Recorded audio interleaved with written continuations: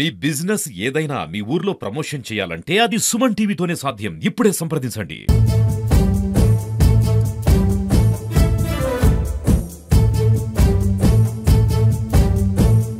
సిబ్బంది సరిగ్గా పనిచేయలేని పరిస్థితిని కూడా మా దృష్టికి ఈరోజు తీసుకురావడం జరిగింది. కనీసం మ్యూటేషన్స్, రెవెన్యూ సమస్యలు, ముఖ్యంగా గత 5 సంవత్సరాల్లో వైఎస్ఆర్సీపీ పరిపాలనలో ఎక్కడా కూడా ఈ భూదందాలు, భూ కబ్జాలు లేదంటే ఈ రెవెన్యూ సమస్యల వల్ల చాలా ప్రజలు ఇబ్బంది పడే పరిస్థితిని మనం తెలుసుకున్నాం. కానీ కూటమి ప్రభుత్వం వచ్చిన తర్వాత ఒక్కొక్కటిగా మనము సదస్సు రూపంలో అంటే విలేజ్ లెవెల్లోనే ఈరోజు రెవెన్యూ సదస్సులు తీసుకొని ఈరోజు వాళ్ళ సమస్యలన్నింటినీ కూడా మనము నెరవేర్చే విధంగా కూడా ఒక్కొక్కటిగా ముందుకు తీసుకెళ్తా ఉన్నాము. స్థానికంగా ఉన్నటువంటి కల్లూరు పంచాయతీ 3 గ్రామ సచివాలయాల్లో కూడా సిబ్బంది యాక్టివ్గా లేరు, కొంచెం ఇబ్బందికరంగా ఉందని మాకు ప్రజలందరూ కూడా మా దృష్టికి తీసుకురావడం జరిగింది. అటు ఎంపీ గారు కూడా మనం మాట్లాడుతూ ఉన్నాము.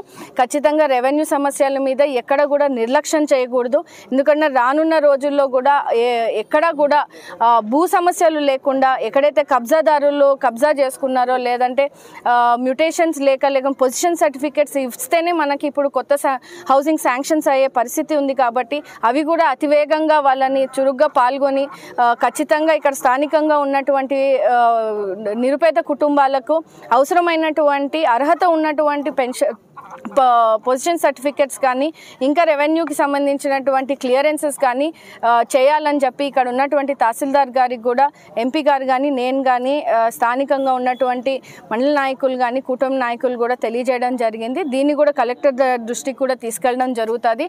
ఎందుకంటే ప్రభుత్వం ఏర్పడి సంవత్సరంన్నర అయినప్పటికీ కూడా ఇంకా ఇట్లాంటి సమస్యలు మన దృష్టికి వస్తున్నాయంటే ఖచ్చితంగా అక్కడ సిబ్బంది పనిచేసే కొరత ఉన్నది అనేది మన దృష్టికి రావడం జరిగింది. ఇంకా విఆర్ఓస్ కానీ ఇంకా మనం సిబ్బందిని రిక్రూట్ చేసుకునే అవసరం ఉంది. ఎందుకంటే పెద్ద పంచాయతీ అయిపోయేసరికి ఇప్పుడు జిల్లాలు డివైడ్ అయిపోయేసరికి సిబ్బంది అంతా కూడా అక్కడ ఇక్కడ ఉండే పరిస్థితి ఉంది.